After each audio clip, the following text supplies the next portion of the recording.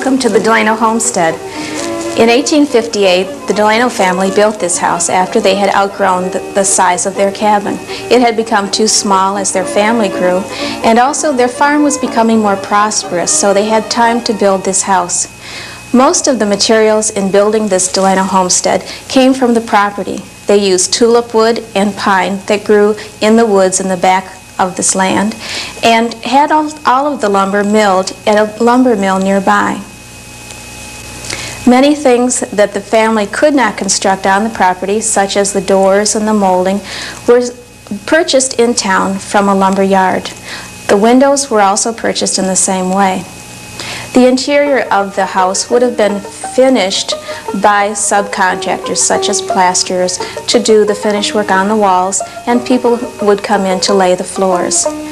The walls of this house were treated differently than from the log cabin. In the log cabin there was no decoration on the walls and really very little color, but in this house Mrs. Delano was able to use wallpapers in just about every room in her house. The woodwork, once it was installed around the doorways, was grained by a professional grainer who would have been hired from Kalamazoo. Graining is a process which involves painting a surface to look in imitation of oak or pine.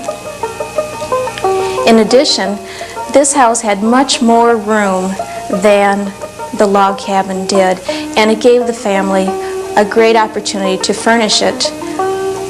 They purchased locally many of the tables and chairs and living room furniture that they needed and would not have had in the cabin, and also brought with them some of the things, maybe their family furniture, that would have been in the cabin. The house was much more spacious than the cabin, and it had rooms used for specific purposes.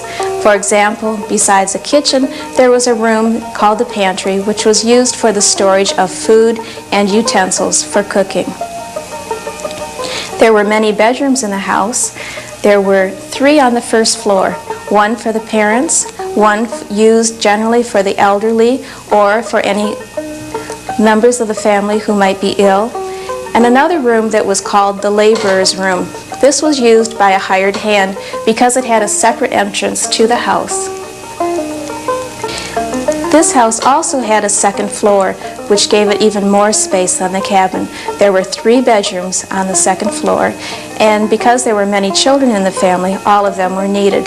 Some rooms even had 2 beds in them, but in general, the average bedroom would hold a bed, a table used for washing in the morning, and possibly a dresser or a trunk for the storage of extra clothing.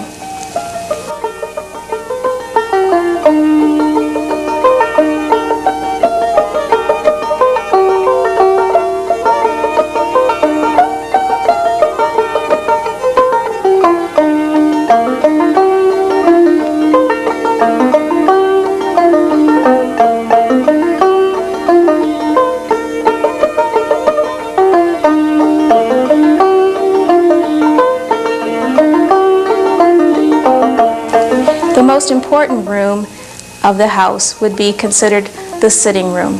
This was probably the most social room for the family because it's the room that they all gathered in to eat their meals, and also in the evening they would gather around the center table.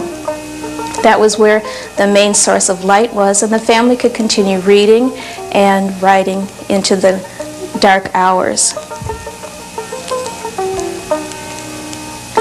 Unlike the cabin, which relied upon a fireplace as a source of heat, in the Delano homestead you will see numerous wood stoves. These cast iron stoves were heated with wood that was cut from the woods here on the property, and they provided all of the heat throughout the winter months.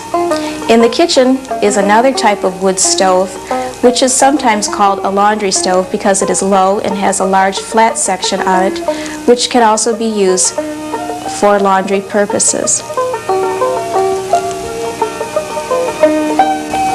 The parlor in most Greek Revival homes was a very special room because most of the family couldn't use that room except on Sundays. In that room you would find the best furniture, the finest pieces, and really most of the best decorative items that might have been made by the family.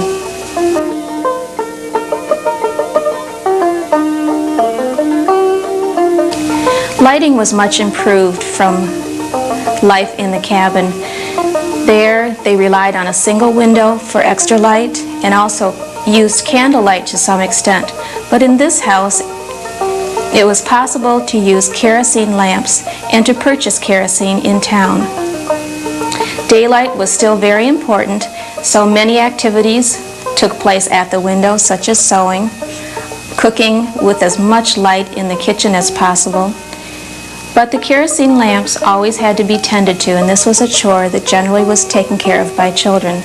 They were required to fill them, trim the wicks, and make sure that every day the chimney piece was clean. At the homestead, the family drew its water from a well which was just outside the door of the summer kitchen. They had a pump which was connected to the well and were able to draw their water up from it. Later, a windmill would be attached to this pump to help with the pumping of the water from the deep well. Later, a pump would be used inside the house which was connected to a cistern so that in the winter it would be not so difficult to go out for water.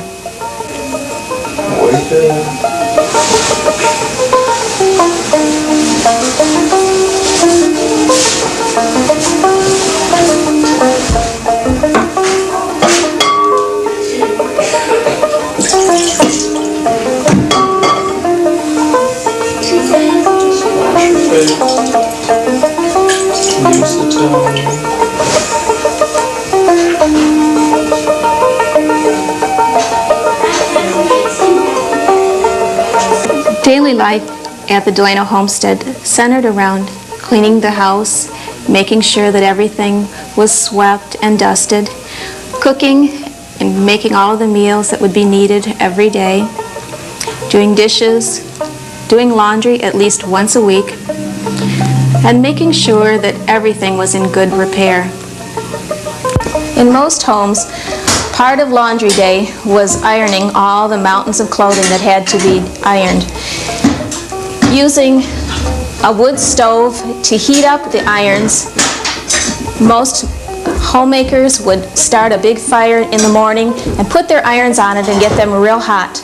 Then across two chairs they would put an ironing board covered with flannel and wool, and on that they would iron their clothing.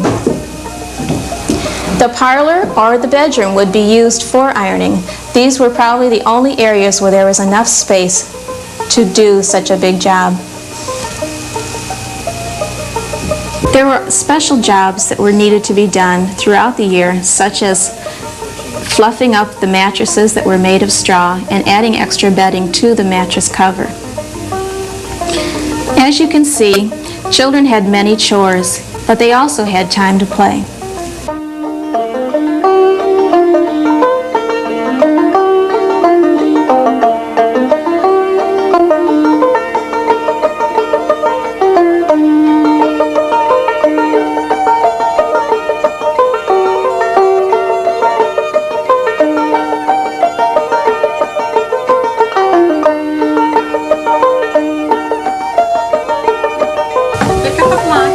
Set it on top. Beautiful. Can you do another one? Do another all the way up? Oh, do another one. One more. All the way, David. All right. Good for you. Can you tear them down now? Knock them down. All right. Can you do it again?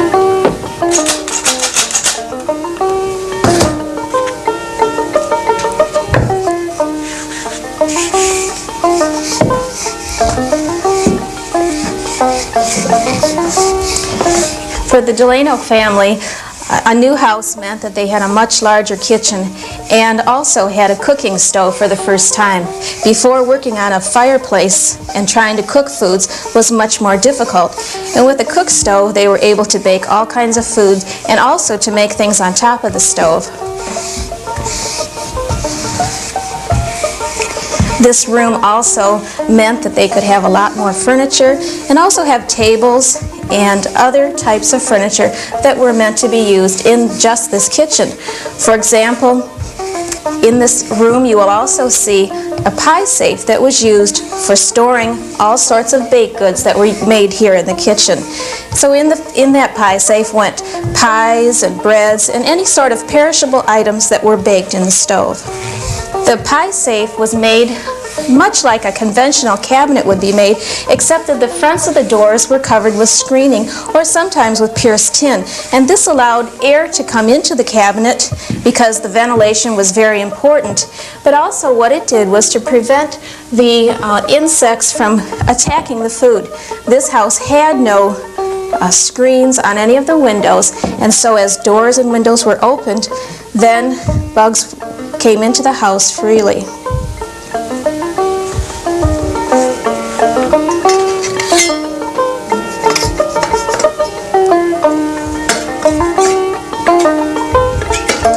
As you will notice, the floor of this house, especially in the kitchen, are wood.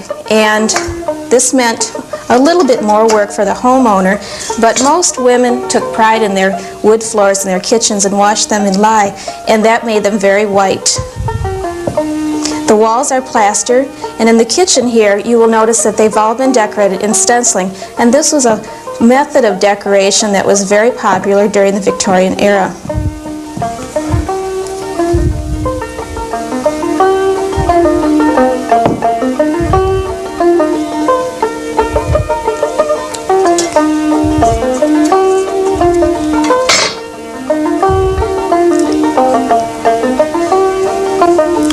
On the stove here, you will notice that there are several rings, and that is where pots and pans are placed on the top of the stove. In this section right here is where the wood is placed in the stove, and down lower is the section for baking.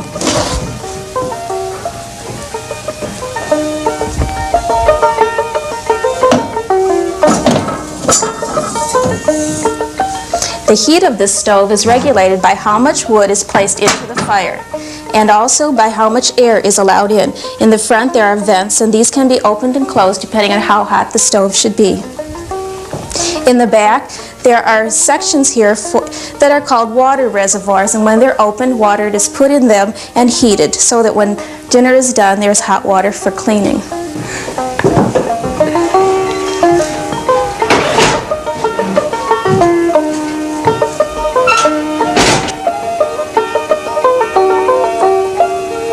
At about the time that the family moved into this house, canning had been invented. So the family didn't have to rely anymore solely on dried food or stored food, and were able to actually put up their food that they grew in their gardens. This was a process that was invented, many say, by the Shakers, but having their food canned meant that they had a supply all through the winter.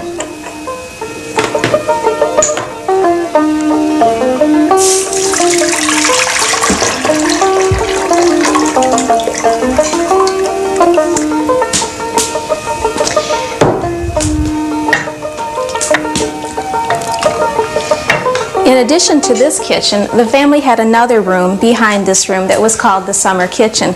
And the purpose of that room was so that cooking could be done in the summer months when this house was so warm. The summer kitchen has two doors, and they are both opened so that a cross ventilation can be achieved. And therefore, the heat of the stove isn't quite so bad as it would be if this stove were working. Now, another purpose for this particular stove is sometimes called a laundry stove, because in the front there is a place for a boiler to be placed, and the clothes are washed in it once the water is heated. This works out real well because it's a low stove, and any lifting that had to be done was easier than the later stoves that were invented. In the kitchen also, there are many items that belonged to the Delanos when they lived here. For example, this is a cracker jar that belonged to Mrs. Delano, and also over here is a silver teapot that she used. This table has been in the family for over 100 years. This chair is a set of 6 and also went with the table. These chairs were hand painted with a decorative design across the front and with a rush seat. And these were chairs the family used at their dining table. One of the chores that children often helped with was washing dishes, and for that purpose usually a cabinet maker built a dry sink that was put into the kitchen, and it sort of was a cabinet that had a frame around the top, and in that would be placed kettles filled with water, one for washing and one for rinsing. These, oh yeah, I was going to put the beans into the stew.